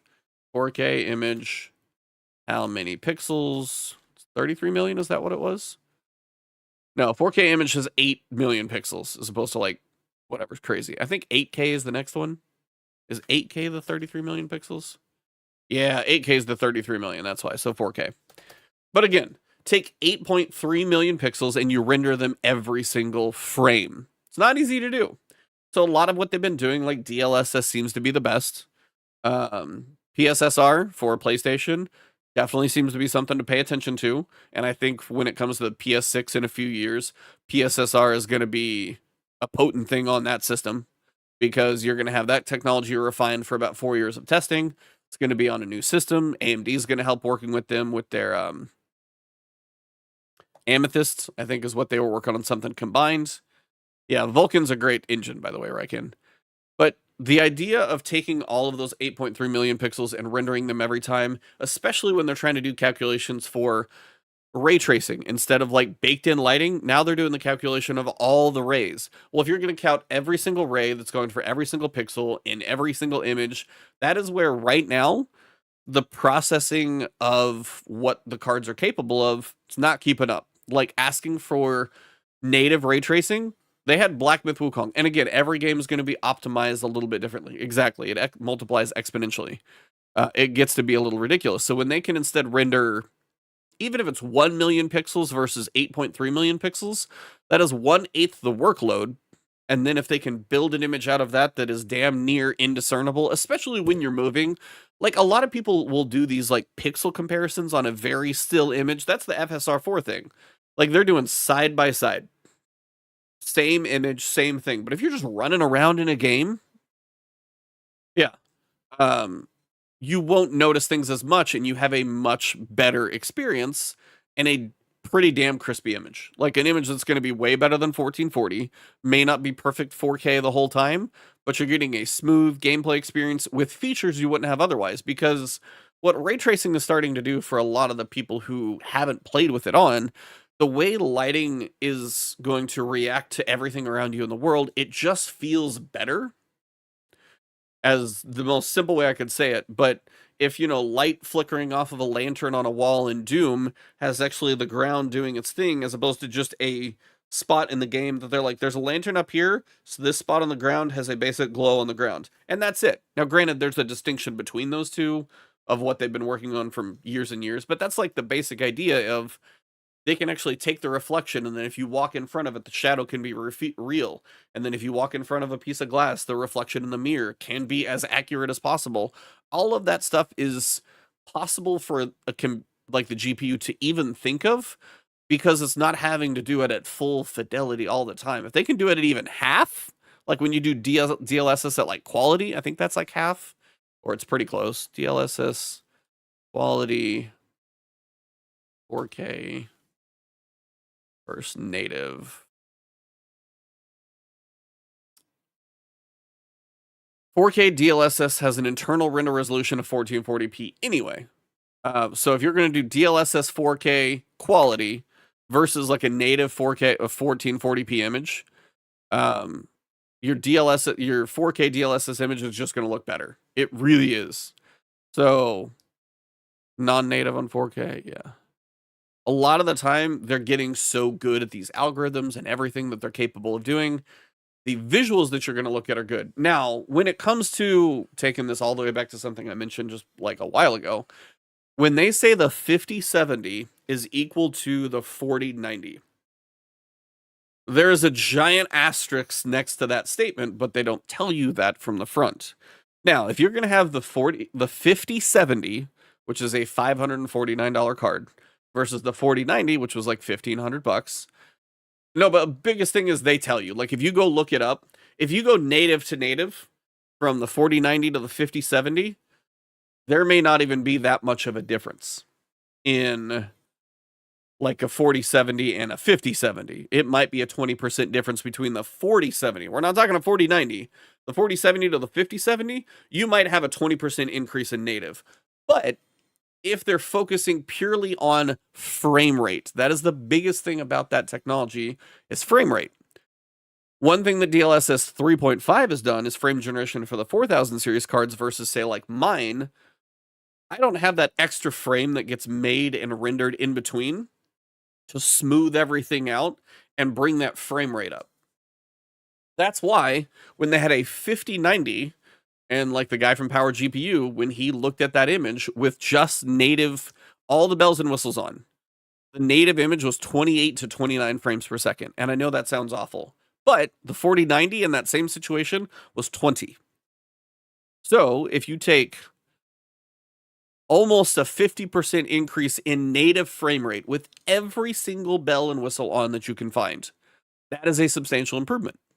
Now, is everything going to be linear and 50% and all those things? No, not everything always lines up that way. There's always going to be diminishing returns on a lot of stuff. But if you think of it, the idea that even if it's 40%, give that a better piece of math. If you are going to, I don't know if you're going to be able to decide how many frames get generated if you just want to limit it to 1. That's fine. But now, in something that was trying to run 20 frames per second, and then maybe DLSS 3.5 was adding 1 frame in the middle, so it's getting up to 40 frames. If you run at 28, maybe it might hover around 30, depending on what's going on. And then you can add even just 1 frame. Now you're at that 4K 60. Every bell and whistle with 1 frame generated.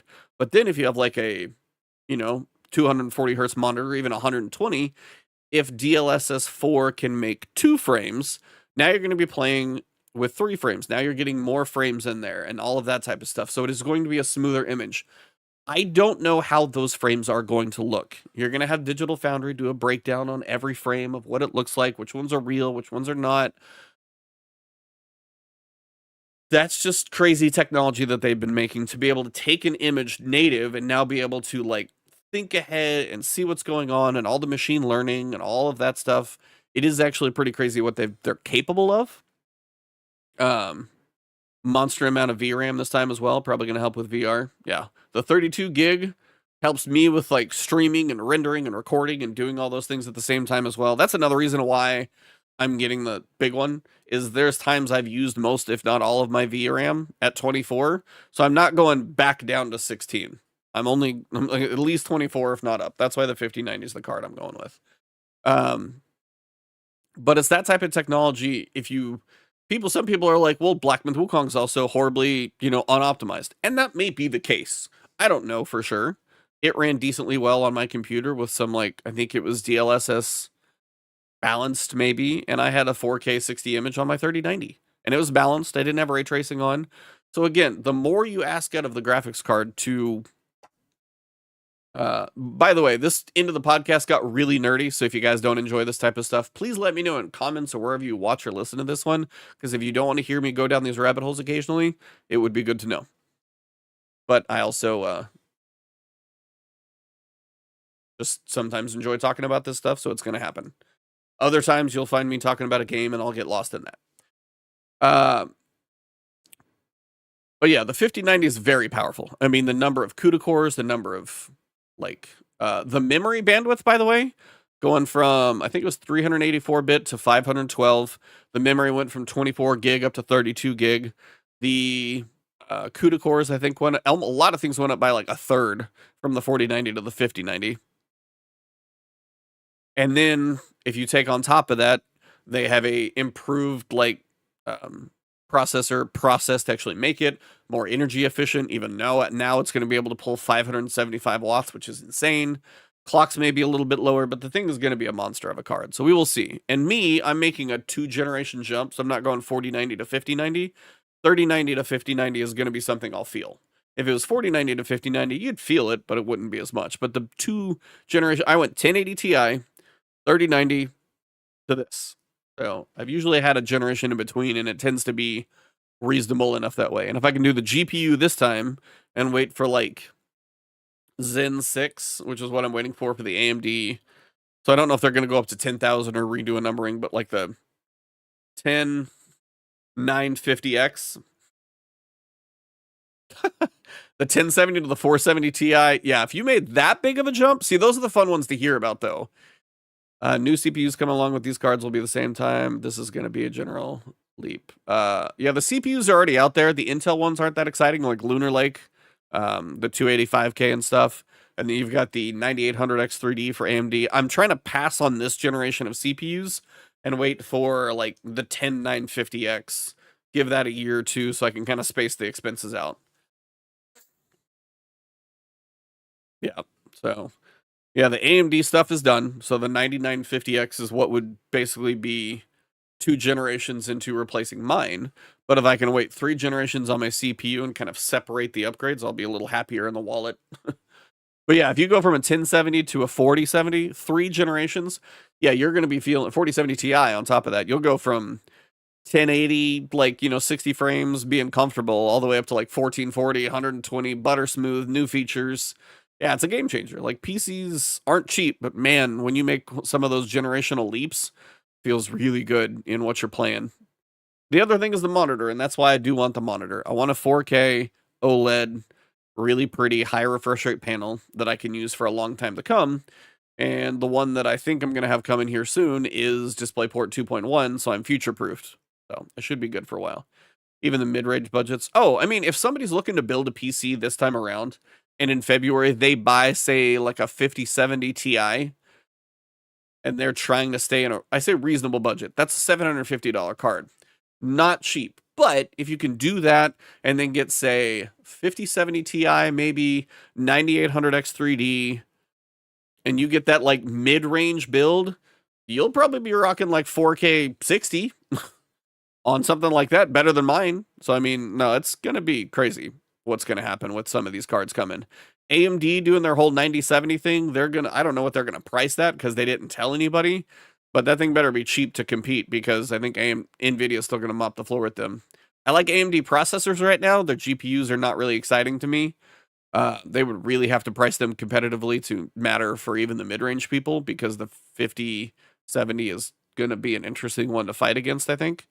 But on the high end, like AMD's not touching them. So yeah, that's why that one's so crazy up there with $2,000. But yeah, in case you guys are ever wondering if you want to watch the video, if you ever want to be a supporter on anything, subscribe, memberships, YouTube, Patreon, all that fun, it does go to helping my world keep going. But that'll be a discussion for a different day. Yeah, right now AMD is the better processor, just I think in general as well. The 9800X3D is easily the best processor for gaming, I'm pretty sure. Overall average by a good margin. Yeah, the AMD GPU and drivers and stuff, just NVIDIA's kind of winning that battle. But the CPUs for AMD have definitely made a point to where Intel's got to rethink a few things, and Intel's had some struggles, so it's going to be fun. But yeah, I will tell all of you guys that are watching right now, I will be looking for a 5090. I'm going to try and get one however I can. I've got a micro center next to me. I may be going to camp out. Who knows? But also, if there's anybody who I know is like a reliable contact, I will also buy it off you if you can buy the thing. So if you're like looking into doing any of that type of stuff, I would like to get one. It's just I hope the scalpers aren't too much of a pain in the butt, but we'll see. You have a Ryzen 7 5700X. See, I've got a 5950X. So we're on the same generation. Yeah, if we can wait for the next Ryzen chip like CPUs, we'll be in good shape. But I think I've rambled enough about computer hardware. There's a lot of games coming. Hopefully you guys enjoyed the preview for Eternal Strands. Whether you watch this on audio or video or listen to me wherever you're going to find this, I will upload it to the Last Word YouTube channel. That one's separate than here just because this is the gaming content. The podcast doesn't really fit within the algorithm of this channel. But the streams I think are sometimes reasonable to do because they go unlisted afterwards and then I put it other places. But overall, thank you guys for hanging out. The guys will be back occasionally. So if you're looking forward to seeing them, I'll try and give you an announcement when they're going to be around. And, oh, yours is in Dallas. Mine's in Dallas, but I'm in Dallas, so that's a thing too. But yeah, I'm going to go see if it's snowing outside because we actually have a little winter weather here in Texas and we don't get that very often. So might see if the dogs want to go romp in the snow for a hot second. And other than that, you guys have been awesome. And thank you all very much for hanging out today for this one. I'm going to be playing a couple of things. We got Hyperlight Breaker next week. If I'm playing Path of Exile and I'm just streaming, I might just be streaming over on Twitch and then making content for whatever I can. I made a couple of Path of Exile videos. I don't know if I missed the window. I also know they're working on a patch, so it might be worth checking that one out in a couple days as well. Thank you all, everybody, though. You guys have been a blast. I will upload this in all the usual places. If it's not tonight, I'll upload it tomorrow morning. And thank you guys for being here. 2025 is a big year. Lots to do, lots to cover. And for me, it's been a journey away from Destiny. And I thank you guys for being here for the shift in that journey. And again, The guys will be around occasionally. You know where to listen to Iron Lord's podcast, Defining Duke, Bitcast, all that stuff's always a good time to listen to those guys, and they'll be here occasionally, and I'll always keep up with them. So thank you all. Hit me up on Twitter if you ever have questions. Find me on Blue Sky. Occasionally I'm on there. Trying to use that a little bit more. But thank you, everybody. I'm going to try and get back into streaming, covering what I can. If I'm playing something under embargo, it's hard to stream. So always check out the YouTube channel as well. I've been watching chat over here, so it would look like the podcast had me talking to my left monitor. That's why. But thank you, everybody. Have a good night, and enjoy your weekend.